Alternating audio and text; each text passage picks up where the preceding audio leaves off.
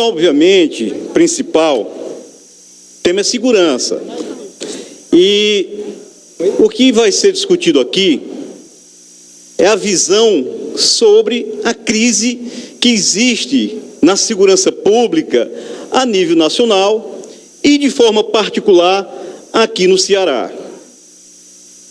O que a oposição vai querer dizer aqui, fazendo a exploração política desse momento, é que essa crise, ela é local e que é de responsabilidade do governo. E isso não é verdade, isso é um sofisma, isso é uma falácia, isso é uma argumentação falsa, não corresponde à verdade dos fatos. Eu pretendo aqui expor um ponto de vista, com base no estudo e no análise que eu fiz de artigos acadêmicos, matérias jornalísticas e das últimas notícias que provam exatamente o que vou dizer. E a minha análise ela começa exatamente em cima da fala do ministro da Defesa, Raul Jungmann, que ele diz o seguinte: as manchetes de 7 dias atrás colocam a seguinte frase dele: o sistema de justiça no Brasil está falido. E ele faz uma explicação sobre isso, mostrando que lá na Rocinha, um traficante que está preso a 5.000 quilômetros de distância, em Rondônia, ele comanda as operações de guerra do tráfico na Rocinha, mostrando a incapacidade do sistema prisional de impedir que a cabeça do tráfico continue a agir. Ele diz o seguinte: as razões para isso estão na nacionalização das organizações criminosas e na transnacionalização da articulação do tráfico no Brasil com o tráfico internacional poderoso, bem equipado, inteligente, bem armado, que passa a sua experiência para as organizações no Brasil. A prova maior de que o problema é nacional e não somente local está exatamente no fato de uma das organizações criminosas que saiu criando ramificações no Brasil de uma ponta a outra, chamada Comando Vermelho, é uma das 83 facções criminosas importantes que existem listadas no Brasil. São 83, pelo menos, grandes facções criminosas que existem, doutora Silvana. E essas facções foram surgindo já desde 1976. Se acredita que, inclusive, de uma relação que nasceu dessas facções, do crime comum, com a guerra de guerrilha que ocorria no Brasil naquela época, e que adotaram como modos de operar exatamente esse tipo de experiência que veio dos grupos clandestinos que existiam naquela época. E aí surge o Comando Vermelho, do Comando Vermelho, primeiro comando da capital, terceiro comando da capital, e eles vão se fragmentando e criando novos agrupamentos que brigam, que disputam mercado de droga em vários pontos do país. Se a pessoa assistiu ontem qualquer noticioso dessas TVs, pode constatar o que se diz isso. No Rio de Janeiro, há bairros inteiros, áreas inteiras que são controladas pelo tráfico de droga. E não é só lá. Existem outros estados no Brasil que também atravessam os mesmos problemas. E esses grupos, mais tarde, as cisões entre eles, a disputa do mercado de drogas, deu origem ao que eles chamam dos grupos regionais, como que ocorre aqui no Ceará. Agora, onde é que começa a falácia? É dizer que o governo está paralisado, que o governo não está fazendo nada, que não toma nenhuma atitude, e todas as ideias que foram apresentadas, elas estão sendo implementadas. Todas as ações que eram possíveis um governante fazer, elas estão sendo feitas. E o que falta é o governo federal fazer a sua parte, porque é o aparelho de Estado que detém a maior capacidade de fazer investigações profundas, e fizeram na política. Fizeram sob o pretexto de estar combatendo corrupção, mas isso pode ser usado contra o tráfico de droga também. E saber o seguinte, que esse crime organizado, ele está infiltrado em todo aparelho de Estado. Está infiltrado nas forças de repressão, que lhes confere informações privilegiadas ante o acontecimento de qualquer ação de combate a ele. Ele está dentro dos setores da política, está dentro do judiciário, está dentro do próprio poder executivo, infiltrado. Ontem nós vimos uma operação da Polícia Civil lá no Distrito Federal que prendeu traficantes e consumidores que estavam dentro do Congresso Nacional. E um dos operadores estava dentro da Procuradoria-Geral da República. Era um servidor da Procuradoria. Então, os tentáculos do crime organizado e do tráfico de droga, eles são altamente capilarizados pelo aparelho de Estado.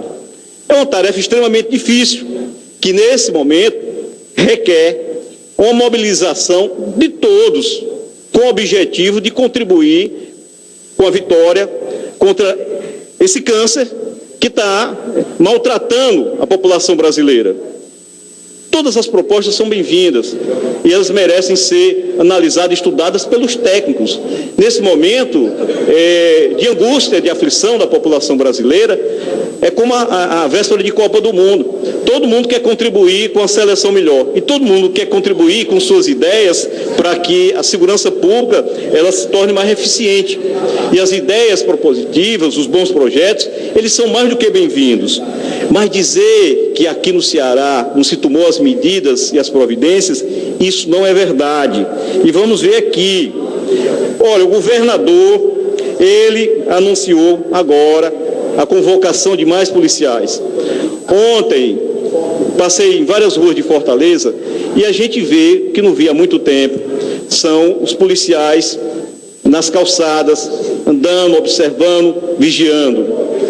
Por diversas vezes eu já vi o raio agindo com presteza, se antecipando, fazendo abordagem em suspeitos e tomando atitudes para impedir que ocorresse algum tipo de ação de criminosos. Então, essas ações estão sendo feitas. O raio hoje, o governador implantou em todas as cidades do Ceará, com mais de 50 mil habitantes, e vai dobrar aqui em Fortaleza seu efetivo. Então, é uma polícia mais bem treinada, rápida, que se desloca com muita agilidade e que chega com bastante agilidade aos locais das ocorrências dos marginais. O governador pretende, até junho desse ano, botar pelo menos mais 5 mil policiais na rua. São 5 mil no total durante o seu governo. Tem uma nova equipe que está sendo treinada agora.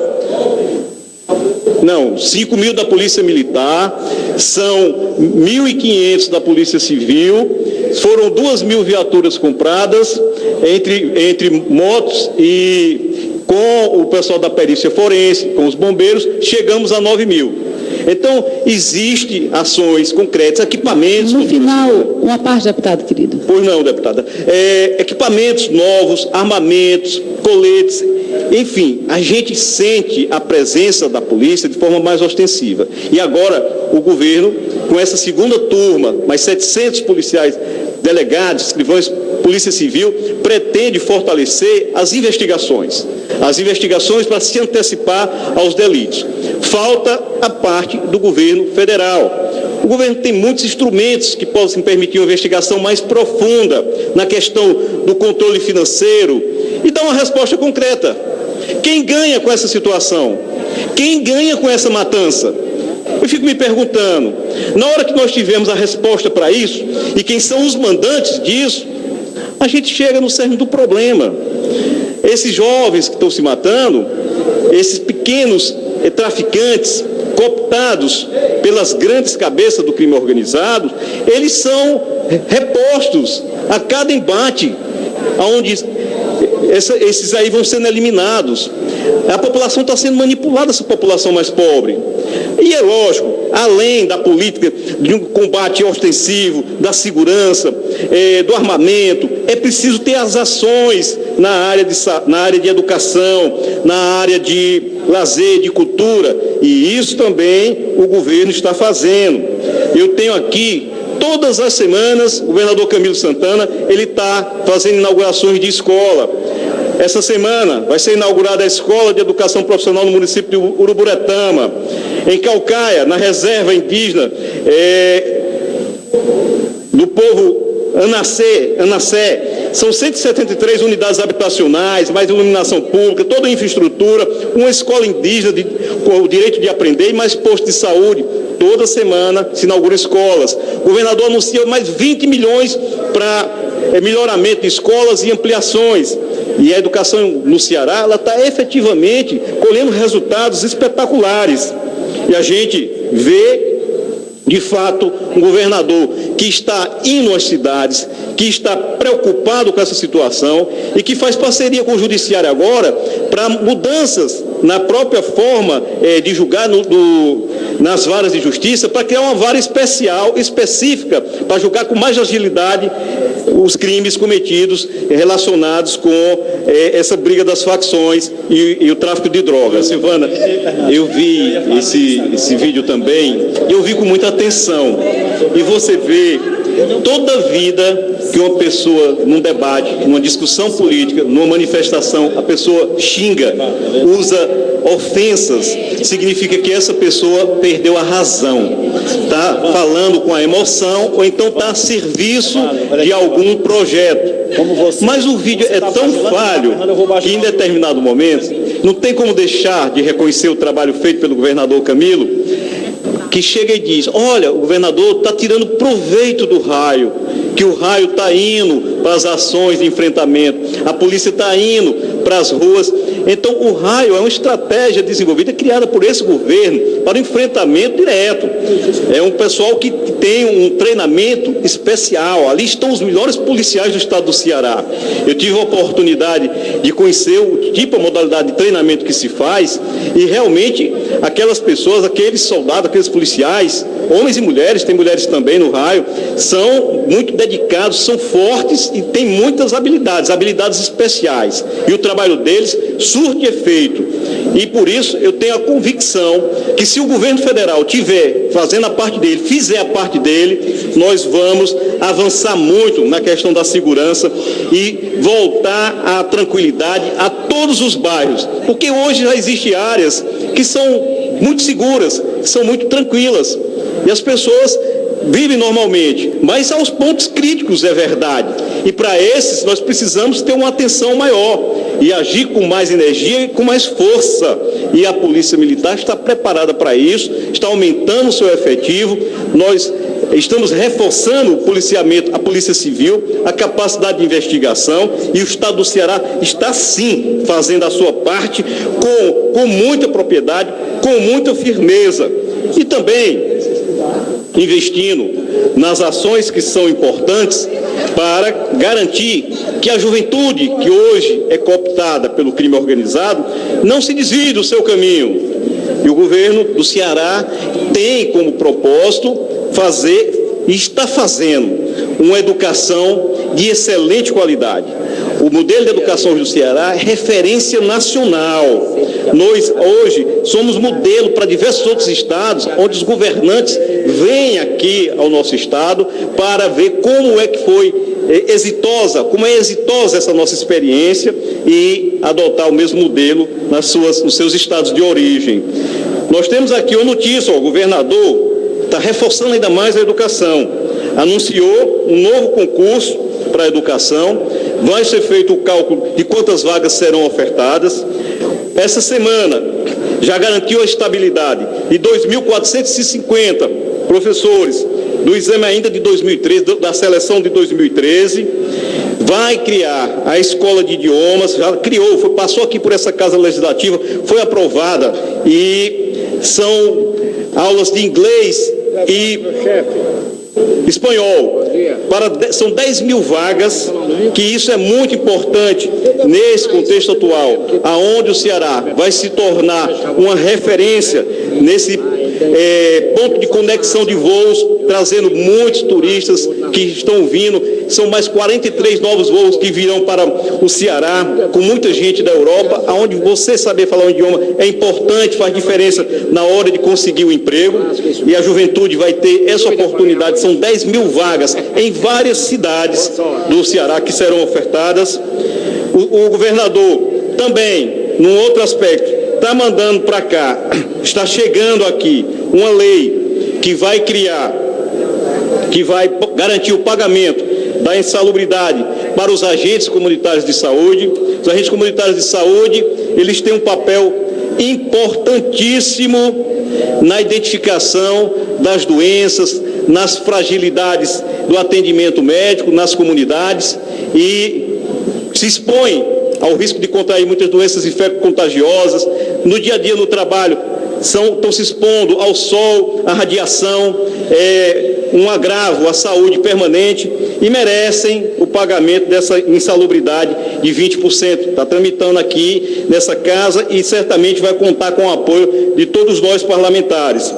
E também eu quero aproveitar esse momento final, para também, dentro da questão da saúde, fazer um alerta, fazer uma reflexão sobre a questão da febre amarela. Há um ano atrás, eu fiz, aqui nessa mesma tribuna, eu fiz uma reflexão sobre o risco de aumento da febre amarela no Brasil. E hoje, praticamente todos os dias, essa doença está ocupando as páginas dos jornais, com novos casos urbanos da doença que não ocorria há quase 70 anos, na zona urbana. E pedi que o secretário de Saúde analisasse com muita atenção e preocupação a necessidade de que as pessoas que se deslocam para as áreas onde estão ocorrendo os casos de febre amarela fossem vacinadas. Agora, quem faz essa recomendação não sou mais eu, é a própria Organização Mundial da Saúde, que recomendou que as pessoas que estejam viajando para o estado de São Paulo, elas sejam vacinadas contra a febre amarela, porque existe o risco de uma pessoa contrair essa doença e ir para qualquer estado do Brasil onde tem o Aedes e as gripes, essa doença imediatamente se espalhar para várias outras pessoas. Então fica aqui essa reflexão no final e com a certeza de que na segurança estamos no caminho certo e que o governo federal deve fazer também a sua parte.